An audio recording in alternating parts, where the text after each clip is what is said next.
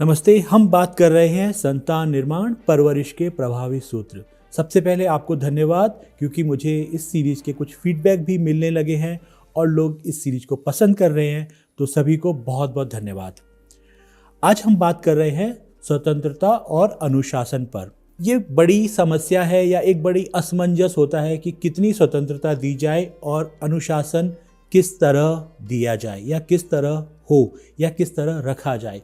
तो हमें स्वतंत्रता और अनुशासन को थोड़ा सा समझ लेने की ज़रूरत है। शुरू करते हैं। स्वतंत्रता परहित की पूरक, अनुशासन सहज परिणाम, अनुभव करके सीखने दो, बता रही संतान निर्माण। अनुशासन के बिना स्वतंत्रता दुखदाई है और स्वतंत्रता के बिना अनुशासन घुटन देता है। व्यवस्था नीरस प्रतीत होती है और अव्यवस्था में तनाव होता है। ये विडंबना है कि दोनों चीज़ें एक साथ रखना, उनमें समन्वय स्थापित करना कठिन होता है। लेकिन जितना संतुलन होगा, जितना समन्वय होगा, उतना ही सुख होगा, क्योंकि स्वतंत्र व्यक्ति ही निर्णय कर पाने की योग्यता विकसित कर पाता है और अनुशासन के बिना जीवन को व्यवस्था नहीं दी जा सकती। तो इन दोनों का समन्वय ज़रूरी है, इन दोनों को समझ लेना बहुत ज़रूरी है। स्वतंत्रता का अर्थ मनमानी बिल्कुल नहीं है। स्वतंत्रता का अर्थ स्वयं और दूसरे के हितों को ध्यान रखना होता है। लेकिन हम अपनी सीमित सोच के दायरे में होते हैं, हमें उस दायरे से बाहर निकलने की ज़रूरत है। संतान को ज्ञान और अनुभव बढ़ाने के अवसर उपलब्ध कराएं, उसकी मदद करें, उसे नई जगह लेकर जाएं, उसे नए लोगों से मिलवाएं, उससे नए कार्य करवाएं, ताकि उनमें से वो कुछ स्वयं चुन सके। हर बात बोलकर नहीं सिखाई जा सकती और पेरेंट्स परिपूर्ण शिक्षक नहीं हो सकते। अमूमन लोगों को लगता है, मुझे भी लगता रहा, अभी भी शायद थोड़ा सा लगता है कि हमें सब आता है या हम परफेक्ट हैं। लेकिन ऐसा नहीं होता। हमारे अलावा हमारे बाहर पूरी दुनिया है, पूरा ज्ञान है और बहुत कुछ है जो हमसे अछूता है।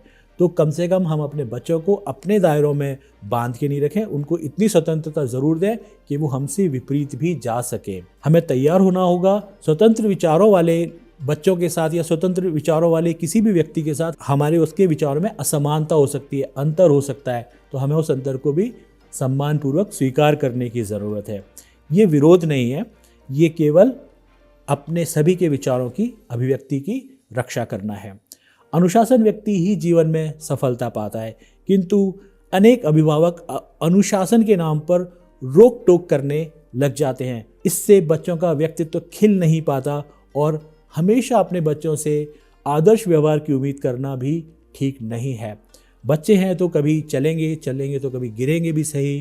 कुछ उनका ऐसा व्यवहार भी होगा जो कि हमारे सामाजिक दायरे के लिए शायद ठीक ना हो, लेकिन इतनी स्वतंत्रता बच्चे को दी जानी चाहिए कि वो कम से कम अपनी ज़िंदगी को अपने ढंग से जी सके। ये उसका बुनियादी अधिकार भी है। और बच्चा है अगर तो वो बच्चे की तरह ही करेगा। हम बच्चे से ये उम्मीद नहीं कर सकते कि वो बड़ों की तरह करे या हर बात को आदर्श तरीके से करे। हम पढ़ाई के लिए उसके पीछे पड़ जाते हैं, हम उसके लिए घंटे निश्चित कर देते हैं, तो वो पढ़ाई भी करेगा तो मन मार के करेगा, क्योंकि पढ़ाई का संबंध घंटों से नहीं होता, रुचि से होता है, एकाग्रता से होता है। तो यदि उसके भीतर पढ़ाई के लिए रुचि पैदा की जाए तो हमें घंटे निश्चित करने की ज़रूरत नहीं पड़ेगी, वो खुद ही अपने अनुशासन को तय कर लेगा। तो हमारा काम उसको समझ देना है, उसकी समझ पाने में सहायता करना है। और जब हम किसी को अनुशासन देते हैं तो वो हमें भी देख रहा है कि हमारे जीवन में कितना अनुशासन है। या तो फिर हम अपने व्यवहार से उसका कंपैरिजन करने लग जाते हैं। कंपैरिजन भी ठीक नहीं है। अब कोई मेरे जैसा ही होगा या मेरे बराबर डिसिप्लिन होगा, ऐसा भी उम्मीद करना ठीक नहीं है।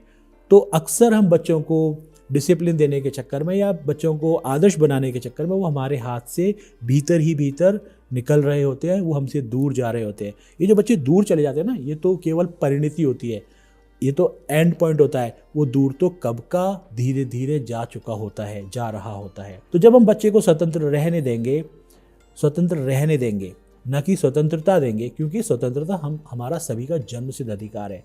तो जब हम बच्चे को उसके हाल पे रहने देंगे, स्वतंत्र रहने देंगे, उसकी सहायता करेंगे, उसको सही गलत बताएंगे, उसकी मनाही नहीं है, लेकिन उसको स्वतंत्र रहने देंगे, तो वो कुछ अवमानना भी करेगा, हमें उस अवमानना को भी स्वीकार करना पड़ेगा।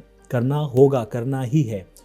प्राय बच्चे को हम आज्ञाकारी बनाना चाहते हैं, लेकिन आज्ञाकारी जैसी बहुत आदर्श स्थिति होती है, और आज्ञाकारिता तब लागू होती है जब हमारा जीवन बहुत ऊंची ऊंचाइयों पर हो। और यदि हमारा जीवन बहुत ऊंचाइयों पर है, बहुत ऊंचा है, तो फिर भी आज्ञाकारी बनाने की जरूरत नहीं पड़ेगी, तब बच्चा स्वयं से ही आज्ञा मानना शुरू कर देगा। लेकिन हमें इस तरह की कोई अपेक्षा नहीं करनी है। और जब आज्ञाकारी हम किसी को बनाना चाहते हैं तो ये ठीक वैसा ही है जैसा कि हम किसी वस्तु के साथ व्यवहार करें। बच्चा कोई गाड़ी नहीं है कि आप जिधर घुमा दें, हम जिधर घुमा दें वो उधर घूम जाएगा। यही प्रयास होते हैं जो बच्चे को अभिभावकों से दूर कर देते हैं। तो ऐसा आग्रह ना हो कि वो हमारी हर बात माने, उसको पर्याप्त अवसर दें, वो हमारी अवमानना भी कर सके। हमारे भीतर सच्चे अर्थ में सम्मान तब निकलेगा जब बच्चा हमारी आज्ञा का पालन भी अपनी स्वतंत्रता से करेगा। ये थोड़ी सी गहरी बात है, थोड़ी सी ध्यान में उतरने की बात है कि बच्चा हमारी आज्ञा का पालन तो करे, यदि हम सही है तो निश्चित रूप से, लेकिन उसमें उसकी स्वतंत्रता भी अक्षुण्ण बनी रहे, क्योंकि स्वतंत्रता से ही विवेक जागृत होता है। स्वतंत्रता से ही व्यक्ति सामाजिक सर्वहितकारी नियमों में पालन कर सकता है, जो कि उसे बाध्यता है। सामाजिक सर्वहितकारी नियम तो हमें पालने ही हैं। स्वतंत्रता का पूरक है परहित, दूसरों की स्वतंत्रता की हित की रक्षा करना, ये स्वतंत्रता का पूरक है। लेकिन ये तभी संभव होगा जब उसके पास विवेक होगा और उसकी स्वतंत्रता बनी होगी। तो स्वतंत्रता और अनुशासन एक दूसरे के पूरक हैं, एक दूसरे के विरोधी बिल्कुल भी नहीं है। स्वतंत्र व्यक्ति ही अनुशासन का पालन कर सकता है। अनुशासन के बिना व्यक्ति अपनी स्वतंत्रता को कायम नहीं रख सकता। ये समझने वाली बात है। अभी के लिए इतना ही। जय हिंद, जय भारत।